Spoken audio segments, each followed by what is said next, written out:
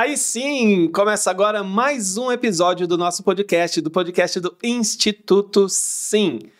Nesses próximos 40, 50 minutinhos a gente vai falar de coisa boa. A gente vai falar sobre geração de renda, que é um dos nossos pilares, e a gente vai falar com uma personagem que já faz parte integrante do Instituto Sim através da parceria com o Instituto Proa, que é o tema principal de hoje aqui do nosso episódio. A gente tem o prazer de receber a CEO do Proa, Aline Dalmagro. Aline, um prazer te receber. Obrigada, Lê, pelo convite. Estou muito feliz de estar aqui. Também estou muito feliz de te receber e sabendo que a sua agenda está desafiadora, né? Você abrir uma brechinha aqui para falar com a gente é um prazer. Nossa, o prazer é todo meu. Falando nisso, logo de cara, se a agenda está difícil, é porque as coisas estão caminhando. É isso aí. Você que é a vendedora do Proa. Oficial. Mas tem um time grande também por trás, né? A gente brinca que você é a cara. Eles que trabalham, né? Eles que trabalham. Você só curte, né?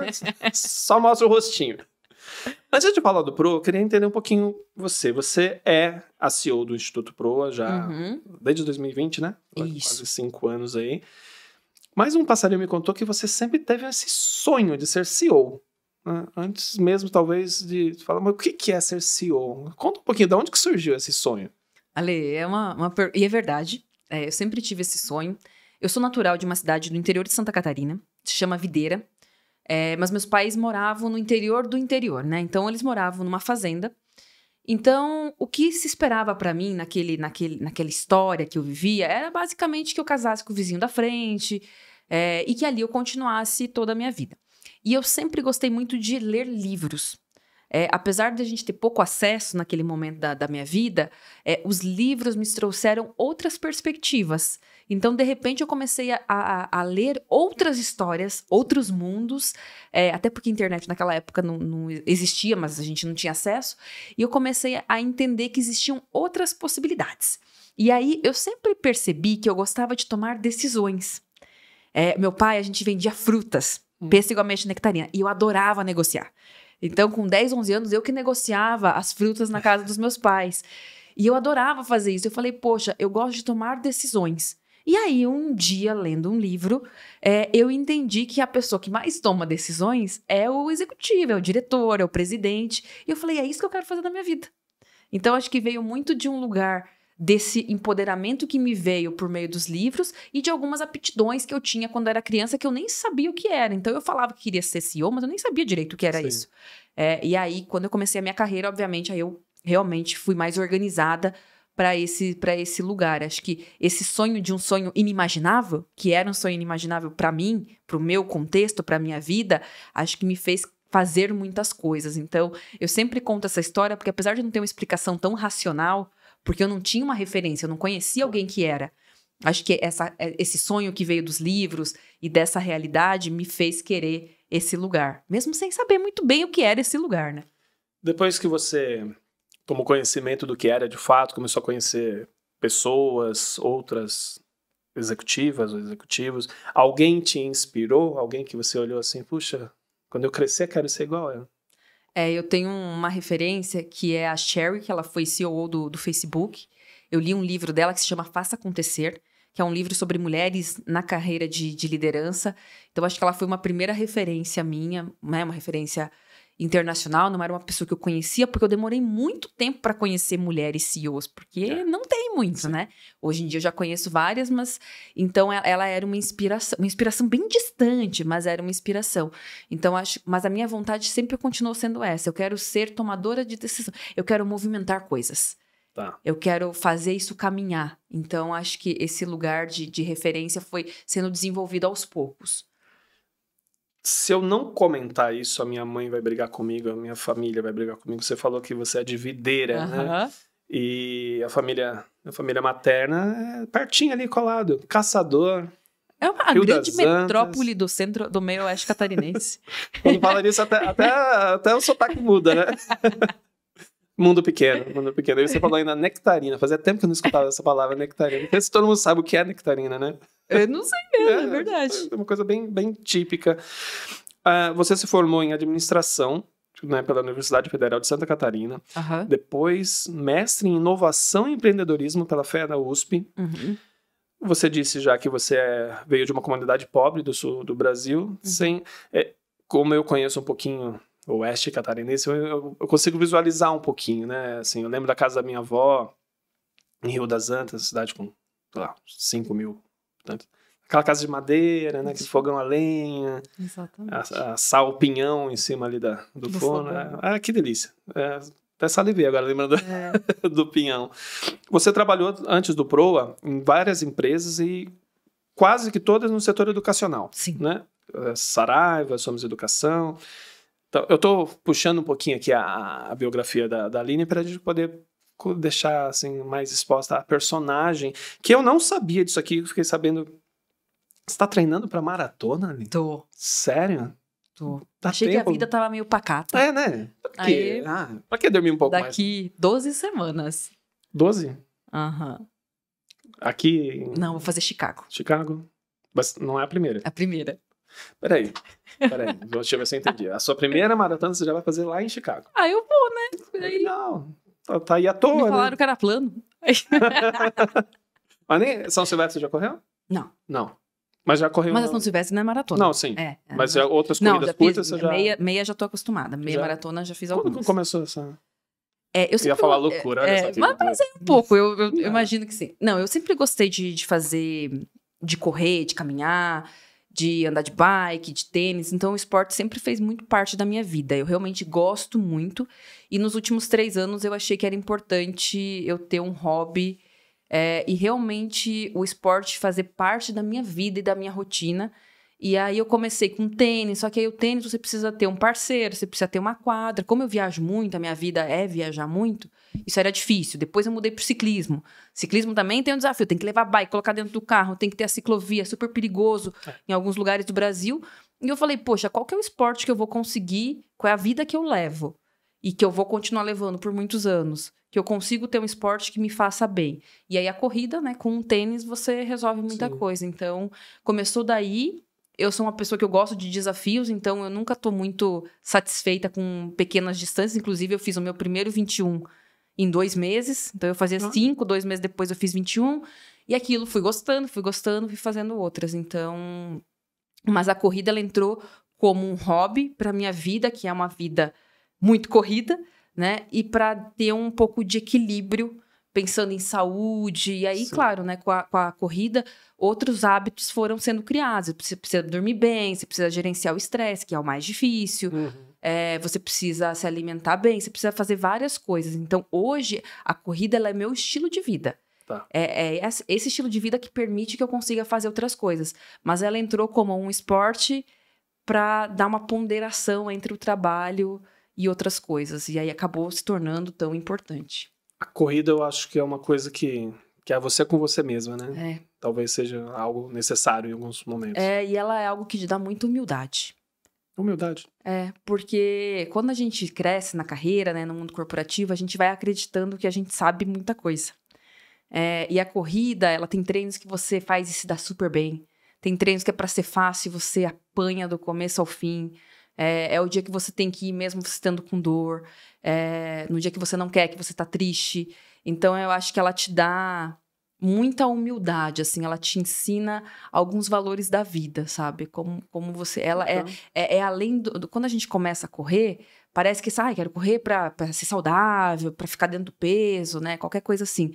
Mas depois ela vai... E aí os pensamentos intrusivos, né? Porque eu sempre falo, né? Uma meia maratona são 2 horas. Sim. Cara, você precisa gostar de você pra ficar 2 horas ali você com você mesmo. E muita coisa acontece, são muitos pensamentos. Então, acho que isso te dá uma inteligência emocional muito grande. E ela te coloca no seu lugar. Quando você acha que tá indo bem, que é muito bom, ela fala, não ainda. E aí você cria um pouco mais de humildade. Então, acho que essa ponderação também de cargos executivos, né? Que a gente às vezes acredita que é melhor, né? E você tem mais poder, então, obviamente, você tem uma influência maior. A corrida, ela te coloca no seu lugar. Então, e é muito pra cabeça. A gente acha que é pro corpo, mas não é pra cabeça. Principalmente pra cabeça. Achei interessante isso que você falou da humildade. Nunca tinha ouvido esse ponto de vista. Você, hoje é uma executiva, mulher. Falou agora há pouco que não existem não existiam muitas, né? Hoje existe, mas ainda é muito aquém, né? Sim. Você enfrentou muitos desafios para chegar hoje num cargo executivo? Eu acho que toda mulher, né? Acho que todas as pessoas passam por dificuldades. Eu nunca senti muita dificuldade por ser mulher. O meu maior desafio era por ser jovem. Né? Como eu acelerei muito a minha carreira, né? Eu me tornei CEO com 31 anos. Então, tinha uma questão de ser muito jovem. Então, em alguns momentos, as pessoas não acreditavam tanto em mim, porque eu era muito jovem. E aí, tem o desafio de ser muito jovem e te faltar algumas experiências. E aí, quando eu falo experiências, não são experiências técnicas. São experiências emocionais. Como é que você lida com pressões que são muito altas? Como é que você organiza essa idade que está um pouco desconectada, né? Um pouco descolada. Então, por ser mulher, não... O desafio de mulher era que você não tem muitas inspirações. E eu acho que isso é ruim. Porque eu acho que para a gente poder fazer alguma coisa, a primeira coisa é você precisa sonhar. E aí, se você não tem referências, é mais difícil. Porque aí você começa, talvez, a acreditar que não é possível. Porque se ninguém conseguiu isso ainda, talvez não seja possível, né? Então, acho que você tem que ter uma força muito maior. Que é o que eu falo para todo mundo, né? Eu falo, cara, o ideal é você ter referência. Mas se não tiver, talvez seja você que tenha que ser. Então, eu acho que eu tive que ser essa referência. Eu sempre fui a primeira a ser muitas coisas do meu grupo de amigos. Então, eu não sabia, eu tive que aprender meio que no erro e acerto. Agora, por exemplo, eu tenho vários amigos que estão virando CEO agora. E é ótimo para eles, porque aí eu consigo ajudar. Então, eu não tive essa ajuda. Eu tive que aprender. E aí, acho que você erra muito mais, você sofre muito mais. Mas eu acho que, assim, hoje só 12%, né, das mulheres são CEOs no Brasil. É um número muito pequeno. Mas, ao mesmo tempo, eu gosto de olhar o copo cheio, né? E aí eu vou entrar na história da corrida de novo. Mas só pra gente lembrar, menos de 50 anos as mulheres não podiam correr maratonas, não podiam fazer corridas. 50 anos, 50? A gente tá falando de nada. Né? Há 50 anos as mulheres não podiam viajar pra fora sem pedir autorização dos maridos. Sim. Então, se a gente pensar nessa perspectiva, isso era minha mãe quando era jovem. Então, a gente já melhorou muito. Então, eu gosto de olhar nesse lugar e eu gosto de ser uma dessas referências. Tem muitas outras, mas acho que para dar mais força para quem tá vindo agora, para o caminho ser um pouquinho mais simples. Entendi. Você fala muito sobre a importância de uma comunidade jovem, de ter quem olhe por esses jovens, né? Daqui a pouco a gente vai falar do PROA especificamente, né? Essa sua história, então, que te motivou a ter esse cuidado, esse olhar especial com o jovem? Você sabe que isso foi um encontro, Alexandre, porque eu sempre quis ser CEO, e aí eu fui, né, passando por várias empresas e de repente cheguei no PROA. Eu não conhecia o PROA quando... e aí eu falei, poxa, mas eu conheço essa história.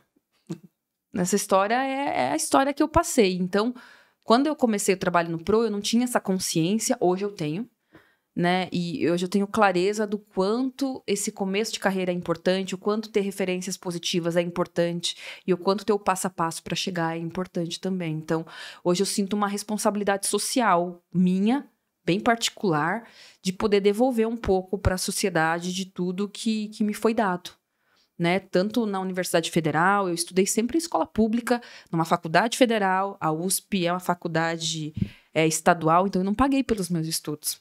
Né? Então, eu também sinto um sentimento de devolver isso também, sabe? De ajudar, de apoiar, de fazer a conexão com as empresas, de trazer os financiadores, mas tem um trabalho ali de catequizar, de ensinar, de ser a ponte. Então, eu vejo como um trabalho para além do trabalho, sabe? O seu início e boa parte da sua trajetória profissional foi na área de educação.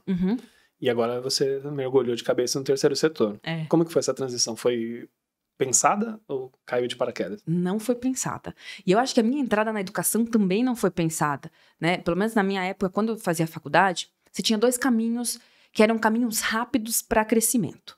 Ou programas de trainee ou consultoria estratégica.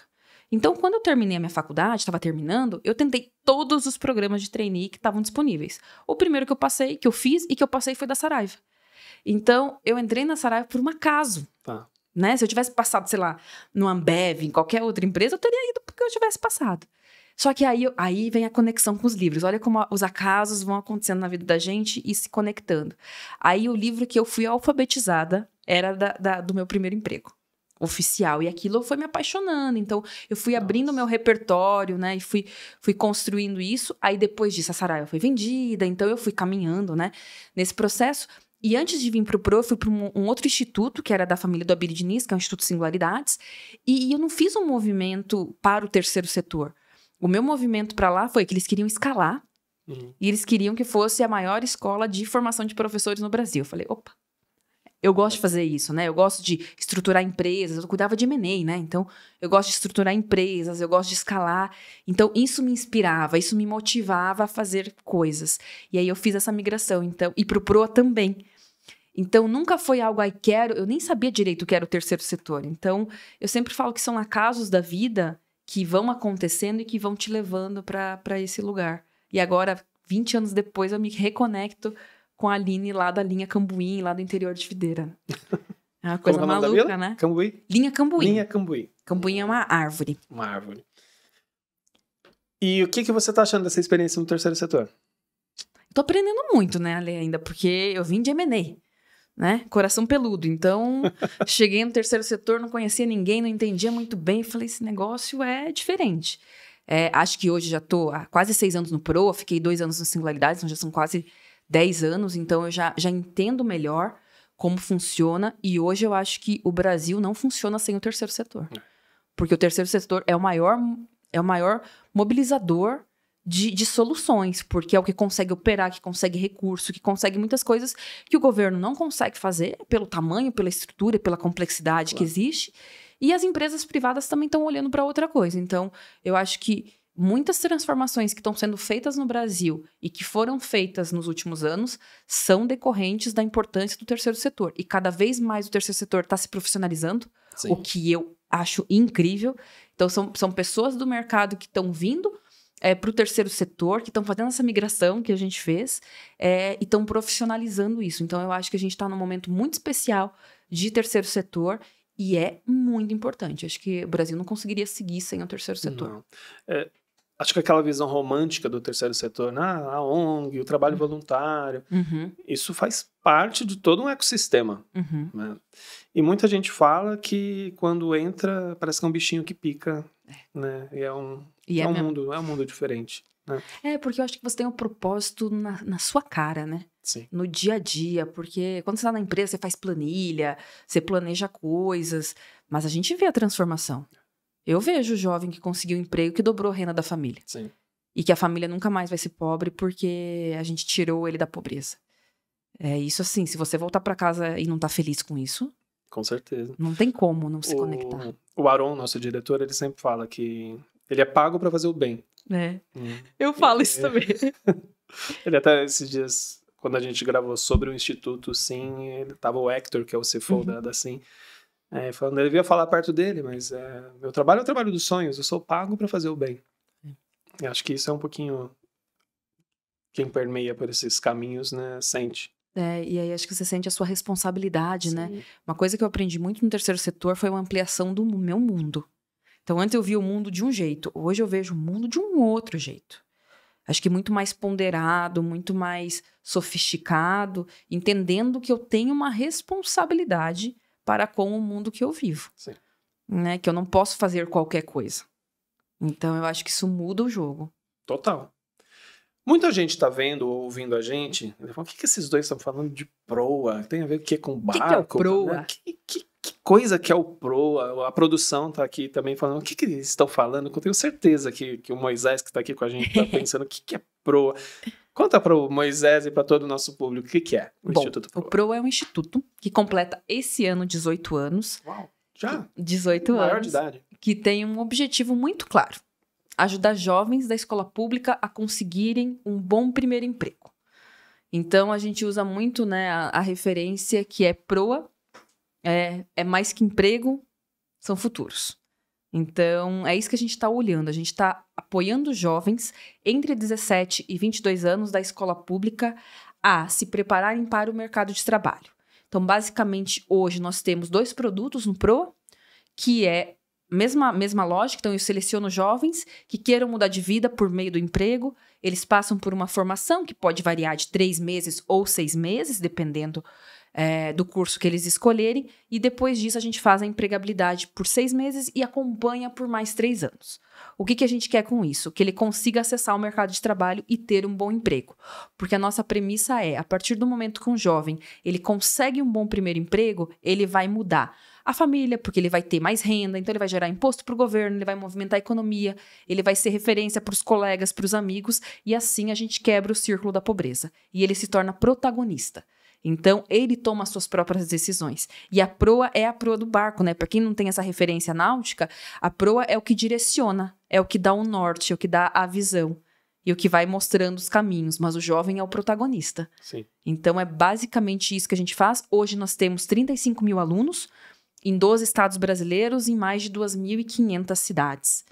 Esse é o nosso ecossistema deste ano e foram mais de 100 mil jovens já impactados pelo PROA nos últimos 18 anos. Então, 35 mil, né? Este ano. Este ano. Este ano. E aí, então, toda semana a gente tem turmas novas começando, né? E também turmas terminando, e a gente faz a empregabilidade desses jovens. Hoje nós temos mais de 6 mil empresas no nosso ecossistema, de empresas que contratam os jovens, e a gente faz aproximadamente 1.000 vagas por mês. Então, o jovem passa pela formação do PROA, vai para a nossa plataforma de empregos, que é muito parecida com esses que todo mundo conhece, que a gente usa para conseguir emprego, só que lá a empresa só acessa os jovens do PROA. Tá. E aí a gente faz esse trabalho com as empresas empregadoras, né, que é abrir essas vagas e colocar lá, e com o jovem, que é formar o jovem para que ele esteja preparado para acessar essas vagas e conseguir o emprego. Existem dois, você falou de produtos, né? Os produtos que são oferecidos. Existem os programas pró-profissão e a plataforma PROA.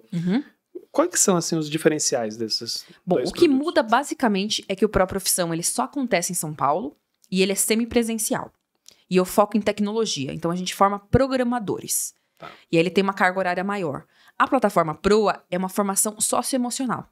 Então é uma formação introdutória. Então qual que é o meu projeto de vida, quem eu sou, de onde eu vim, para onde eu vou, comunicação, raciocínio lógico, e depois dessa formação de 3 meses, que é online, eu tenho trilhas técnicas que ele pode fazer. Então o primeiro curso só tem em São Paulo e é semipresencial, e eu formo programadores, então você precisa querer ser programador. Na plataforma PROA, que é onde eu tenho os 35 mil alunos, é uma formação mais ampla, porque a gente está falando de escala. Sim. E aí, escala, a gente está falando de vendas, de atendimento, de parte administrativa, logística, são muito mais empregos, uma variedade muito maior de empregos. Então, se eu sou uma empresa empregadora, quero um jovem para trabalhar comigo, se eu entro na plataforma do PROA, essa agência virtual de emprego, vamos dizer assim, eu consigo captar jovens com um leque grande de opções, de oportunidades. Exatamente. Você tem acesso, é gratuito, então você cadastra a vaga, em 3 dias você recebe os candidatos. E você mesmo pode fazer sozinho a gestão, ou se você fala, não quero fazer, tô cansado, não quero fazer, o time do PROA faz. E é tudo totalmente gratuito para o jovem e para a empresa. E a gente mas fala alguém paga essa conta. E a gente fala que é de graça mesmo, né? Porque às vezes no Brasil é de graça, mas no final não é. O nosso é de graça mesmo. Eu não sei se acontece com vocês, mas a gente tem parceria com o PROA e com outras instituições. E vira e mexe nas capacitações, quando a gente tenta captar as pessoas, né, para fazer curso de empreendedorismo, de geração de rendas, desconfio. Como assim? Não, de graça. A nossa maior barreira é muito bom para ser verdade. Exato. As pessoas acham que é golpe. E aí, como faz para quebrar essa barreira? Agora a gente está fazendo um trabalho de marca, né? Acho que é o nosso... Quando a gente cresceu muito nos últimos anos, isso é meio que natural, né? Sim. E a gente conhece o Brasil, né? Então, é normal essa preocupação. Então, a gente trabalha muito de mostrar que é verdadeiro. Mas a gente tem muito, muito peculiar, viu, Ale? Porque a gente tem a formatura, né? Dos jovens. E aí, os pais participam. E eles vão lá. O aluno já fez a inscrição. Ele está com a gente há 3 meses. E o pai vai lá porque ele ainda desconfia que não é de verdade. E que vai ter que pagar, que vai vir um boleto. Que aí o emprego tem que pagar. Então, eu acho que é uma questão cultural. Sim. E a gente tem uma questão no Brasil que se é de graça, não é tão bom. Então, acho que vem essa dúvida. Como assim um curso bom, de qualificação, dá emprego de graça? Parece que tem alguma história mal contada. Então, a gente está fazendo um trabalho. Claro que quanto mais o Instituto é conhecido, menos você tem essa barreira, né? Porque você sabe que existe. Então, a gente está trabalhando, mas acontece com a gente também. Uma coisa que a gente sempre fala nada é de graça, realmente. Alguém paga a conta, Alguém né? paga essa conta, né? E aí que entra um pouquinho, lógico, o Instituto Sim é uma gota no meio do oceano, né? Mas eu queria que você falasse um pouquinho para o nosso público, inclusive para quem tem empresas, né? Uhum. A importância dessas parcerias como o Instituto Sim e outras empresas que vocês têm. Bom, acho que sem as empresas financiadoras não tem projeto, não tem jovem empregado, não tem mudança no país, né? Então, acho que isso é muito, muito, muito importante. E o meu convite que é para todas as empresas, né, que não conhecem projetos sociais, que conheçam, porque, por exemplo, se a empresa tem um desafio de turnover, você pode financiar o PROA e isso vai ajudar a diminuir o seu turnover. Então, é algo como negócio. Se você precisa ter atividade de voluntariado, você pode financiar para fazer atividade de voluntariado. Se você já está mais desenvolvido e você entende que isso é importante para a sociedade, porque quanto menor o desemprego juvenil, menos violência, mais produtividade, a gente vive num país melhor. Então, acho que tem vários caminhos para você decidir fazer uma doação. Mas eu acho que algo que é muito importante, principalmente no momento de pleno emprego, que é o que a gente vive hoje. Então, tá quase todo mundo empregado no Brasil. As empresas precisam entender que elas têm um papel importante, porque senão elas vão deixar de crescer. E eu falo isso em todas as minhas conversas com empregadores. No momento de pleno emprego, você precisa ter os melhores funcionários, os melhores colaboradores. E você precisa fazer coisas para eles ficarem, porque eles têm muitas opções. Então, pense na perspectiva de negócio, porque eu acho que para a empresa é mais fácil quando ela olha para o negócio do que a filantropia por si só. Acho que quem tem fundação, instituto, é muito mais fácil olhar como filantropia. Mas para a empresa eu acho que é mais desafiador. Então eu sempre falo, olhe como um negócio. A gente já fez a gente tem um case com um banco, não vou falar o nome do banco, mas é um banco bem grandão. E eles tinham um desafio de turnover gigantesco na área de tecnologia deles. E aí eles contrataram 9 jovens do PROA, que são programadores. O turnover caiu a quase 0, melhorou toda a situação, porque as pessoas estavam cansadas e os jovens mudaram a cultura daquela área de tecnologia. E depois eles se tornaram financiadores. Porque aquilo gerou tanto valor para o negócio, porque não tinha mais turnover, estava todo mundo feliz, produzindo mais, e assim fazia muito sentido. Então, acho que olhar numa perspectiva de negócio, né? Hoje, se você manda embora um funcionário, ou ele vai embora, você tem um custo de 75% a mais pelo turnover. Então, ele custa o dobro. Se você tem um time de 10 e metade vai embora, o que é muito comum, você tem o dobro. Se você pegar um pedacinho desse dobro aí e investir em jovens, eles não vão sair da empresa, eles vão estar felizes. Poxa, você tem um ganho gigantesco. Além de fazer o bem, você está gerando muitos negócios. Você sabe dizer se tem um índice de empregabilidade, assim, de quem faz o curso? A gente tem uma meta, na verdade, a nossa meta é 60%, a gente está batendo 65%. Opa. Claro que tem estados maiores do que outros, né? E no próprio profissão, que é o de tecnologia, a nossa meta é 85%, a gente bateu na última turma 88%. Ou seja, de cada 100 jovens, 88 foram empregados. Esse é aquele que só tem em São Paulo? Só em São Paulo. Só em São Paulo. Vou testar sua memória de cabeça. Os 12 estados que tem a plataforma? Opa, lembro muito bem. Rio Grande do Sul, Santa Catarina, Paraná, São Paulo, Rio, Minas, Mato Grosso do Sul, Goiás, Distrito Federal, Pará, Bahia e Pernambuco. Você foi seguindo o mapa, né? Fala fora de ordem. Não, mentira. Fora de ordem não vai. Não dá, né? Mas o nosso objetivo, Ale, é chegar em todos os jovens brasileiros. Né? O nosso sonho como PROA é garantir que todos os jovens tenham oportunidade. Claro que a gente começou em São Paulo, que é onde a gente está, foi para os estados do Sul, que tem um índice de empregabilidade melhor, agora a gente testou Nordeste e Norte, mas o nosso sonho é que todos os jovens tenham acesso ao PROA, né? Que eles consigam ter essa oportunidade. Então, aos poucos, a gente está caminhando cada vez mais para ter mais jovens. Essa escala por todo o território nacional, a dificuldade é financiamento? Acho que hoje é. A gente começou a escala em 2021. Então, até 2020, nós fazíamos 600 jovens presenciais em São Paulo. Né? Hoje são 35 mil. Então, a gente foi aumentando ano a ano. Então, acho que os primeiros anos, o desafio era fazer um produto que realmente fosse bom, que parasse em pé, que empregasse os jovens. Aí, depois veio o desafio de como entender os vários Brasis, as várias juventudes. Porque o que funciona em São Paulo, no Rio, não funciona no Sul, não funciona no Nordeste. Hoje, depois de quase 5 anos de operação na plataforma PROA, a gente está muito confortável com essa solução. E hoje o maior desafio é captação.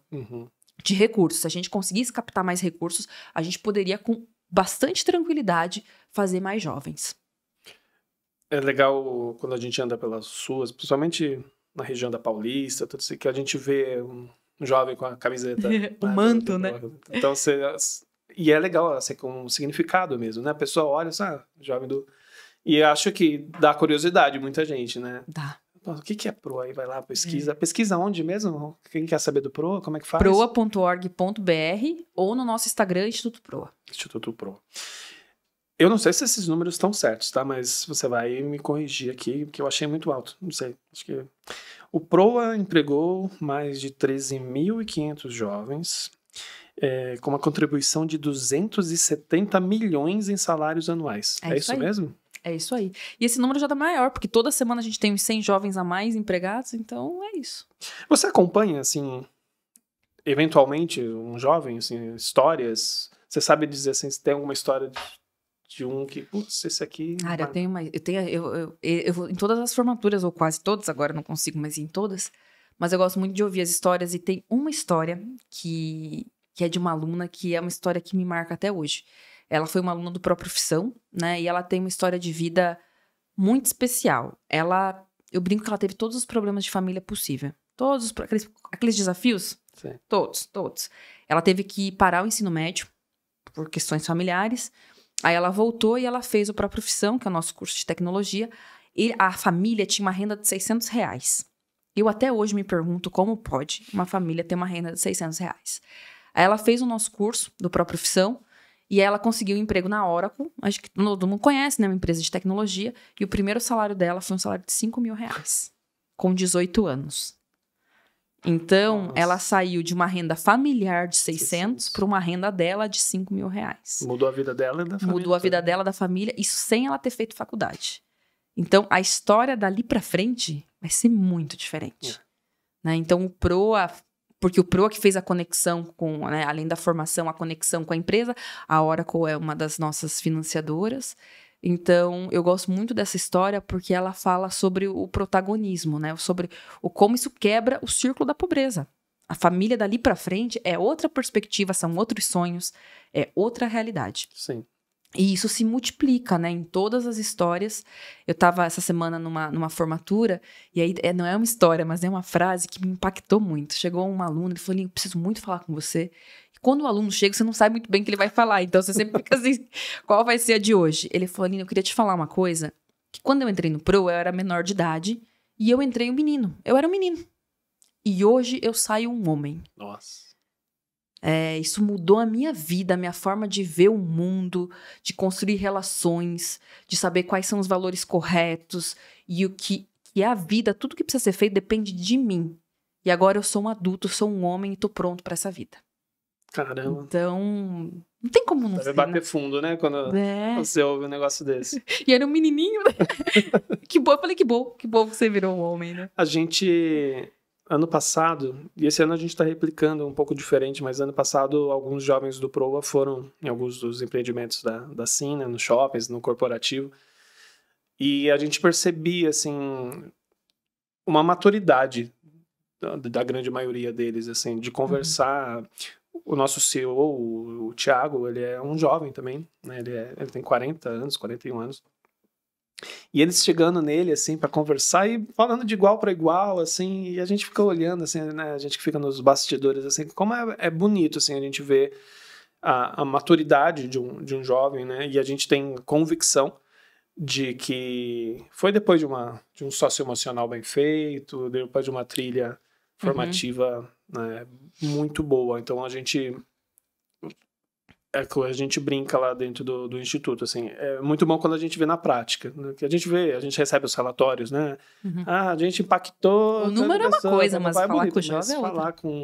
E a gente está falando, lógico, de empregabilidade jovem, mas quando a gente vê os empreendedores que fazem uma trilha, objetos culturais que a gente percebe também que o antes e o depois, como se solidificou. Então, é muito bom. E a gente sempre fala, puxa, às vezes nem é bom ver tanto os exames que a gente quer fazer mais e a gente às vezes não tem condições. Né? Mas Em nome do Instituto Sim, eu posso afirmar que o PROA faz um excelente trabalho na formação desses jovens. E você fala muito em escala. E tem mais um número duvidoso aqui que eu vou te perguntar. O PROA quer impactar 350 mil jovens até 2030. É isso aí. 2030 é o ano mágico para muita coisa, né? Como fazer isso, Aline? Bom, a gente já foram aí 105 mil, né? Desde 2020. Então mas... tem 200, né? Tem um pouquinho ainda. A gente tem um plano bem sólido de crescimento, então basicamente a gente quer continuar aumentando o número de alunos por ano. Nós estamos fazendo 35 mil, a nossa lógica é ir aumentando até chegar em 50, 60 mil alunos por ano. E aí chegando também em mais estados. Como eu te disse, né? Hoje a gente já tem um produto que permite isso, né? Se a gente tiver mais recursos, a gente consegue escalar. A gente criou um motorzinho ali que funciona, né? Se bem com todos os insumos necessários, a gente consegue crescer. Acho que os últimos anos a gente aprendeu muito como fazer em escala, né? E aí, muita gente me pergunta, Aline, mas por que a obsessão pela escala? Porque a gente está falando que no Brasil a gente tem 12 milhões de jovens entre 17 e 22 anos. A gente pensar que tem 12 milhões, 350 mil nem é tanto.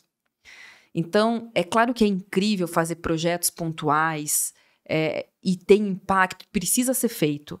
Só que eu lembro da Aline lá da linha Cambuí, que não teria uma outra oportunidade. E hoje eu já tenho pessoas da minha comunidade lá, que eram vizinhos, filhos dos meus vizinhos, que fizeram o PROA. Olha. Isso mudou a vida. Então, eu sempre penso, claro que é uma analogia pessoal, mas eu penso, poxa, a gente precisa levar o PROA para todos os lugares.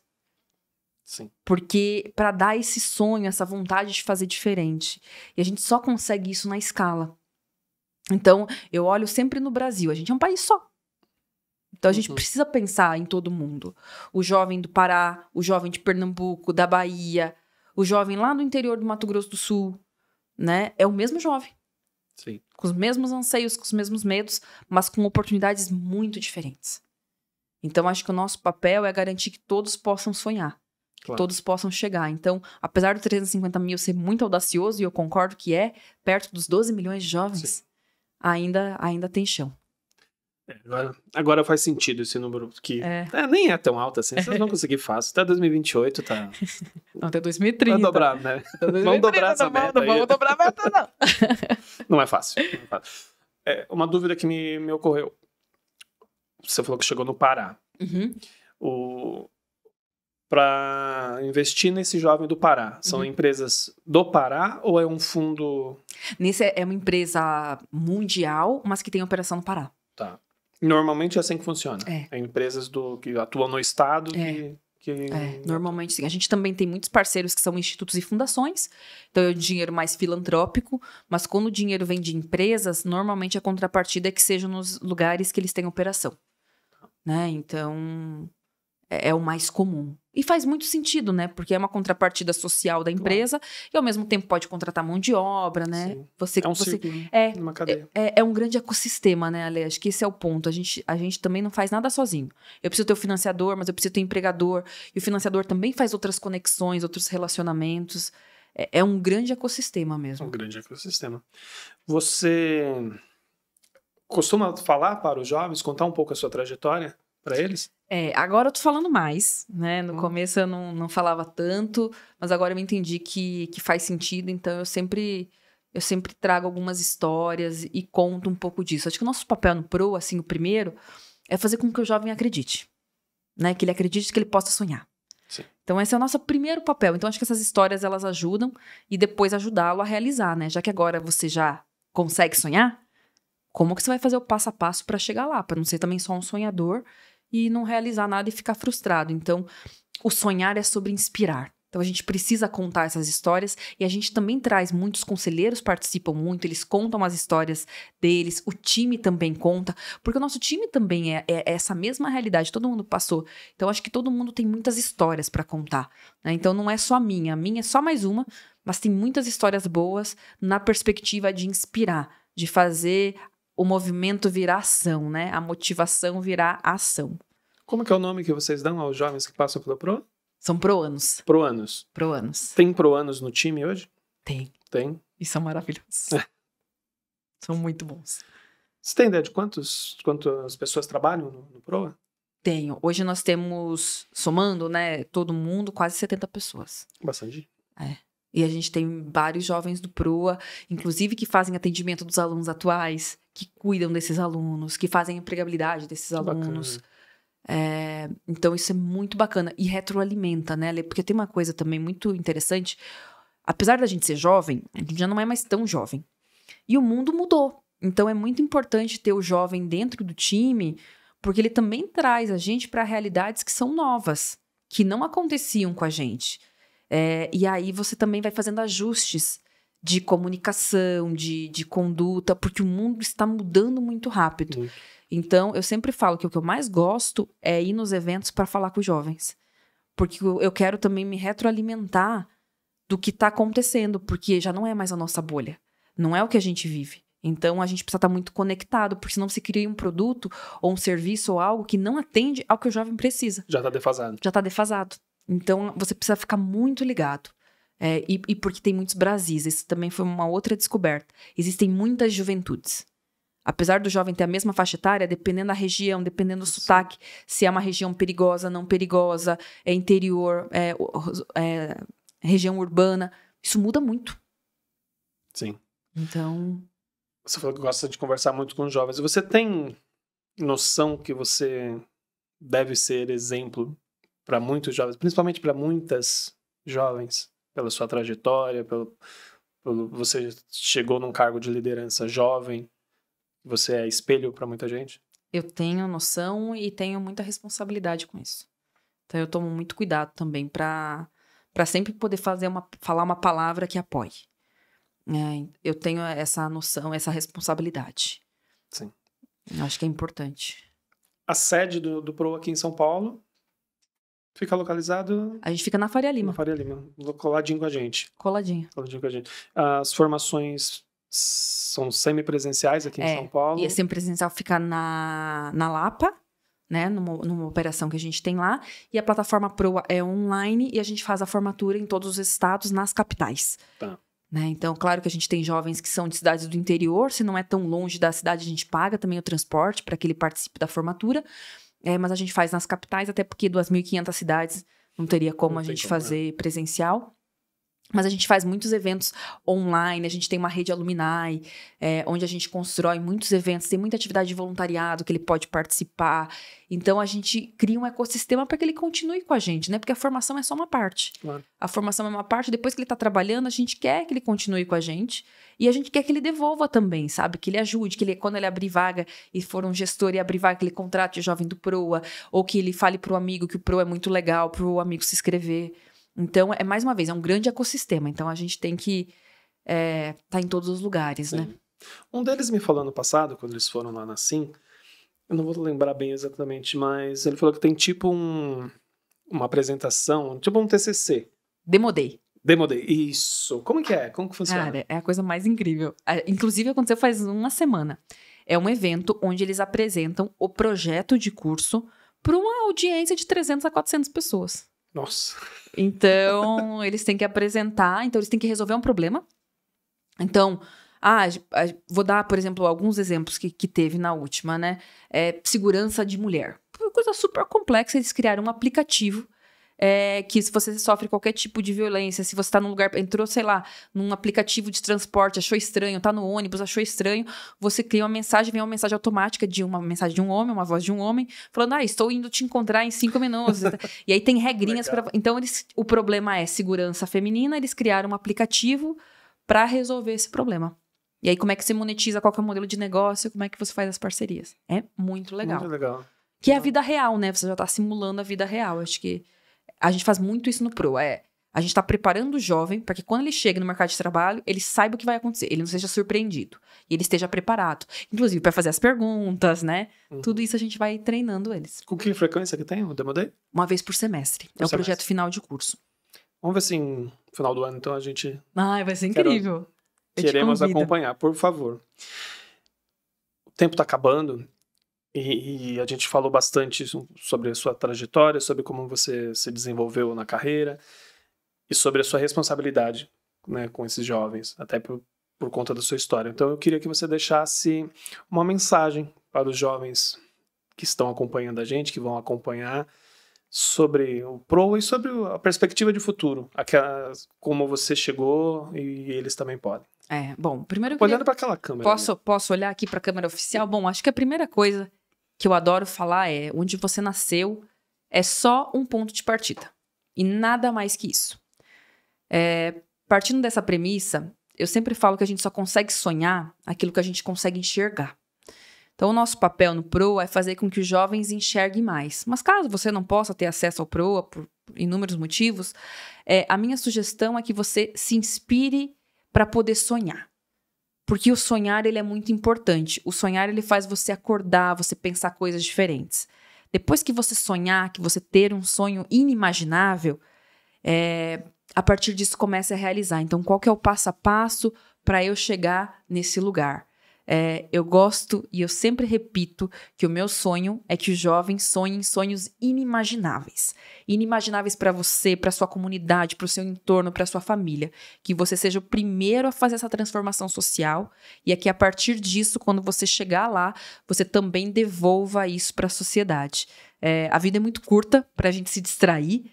Então, a vida é uma maratona, precisa correr, não dá para caminhar, mas a gente precisa sonhar. O primeiro passo é sonhar e depois é executar. A diferença entre quem sonha, quem realiza ou não, é quem consegue executar o sonho. Então, lembrar que sonhar é muito importante, é o primeiro passo, mas o segundo passo mais importante é realizar. Então, fazer um planejamento de como chegar lá e ir aprendendo no caminho, né? Acho que esse é um ponto super importante. Mas sonhar sonhos inimagináveis é o meu grande desejo para a juventude brasileira.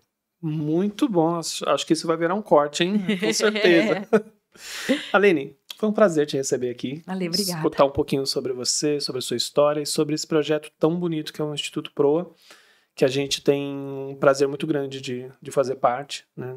Na medida do possível, mas esperamos que essa parceria aí seja contínua, perene por muito tempo. Nós também. Obrigada, Ale. Obrigada pela oportunidade. É um prazer. Obrigada pelo financiamento. Faz muita diferença pra gente. É bom. Todos os jovens agradecem. A gente fica feliz de minimamente ajudar esses jovens a sonhar a um futuro melhor.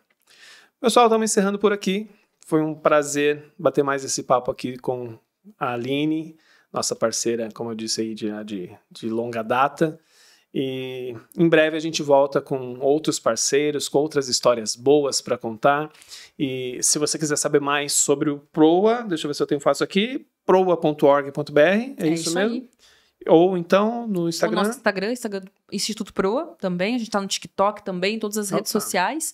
Mas eu acho que o Instagram é um excelente lugar para conhecer um pouquinho do nosso trabalho. E para quem quiser se inscrever, estamos sempre com inscrições abertas, proa.org.br. Só entrar lá, se inscrever, fazer o processo seletivo e mudar de vida. A Aline também é encontrada nas redes? Também tem o meu Instagram, Aline Dalmagro, e no TikTok também. Faz dancinha? Não. Poxa vida. Sou corredora, né? Corredora não tem molejo, não tem. Sou catarinense.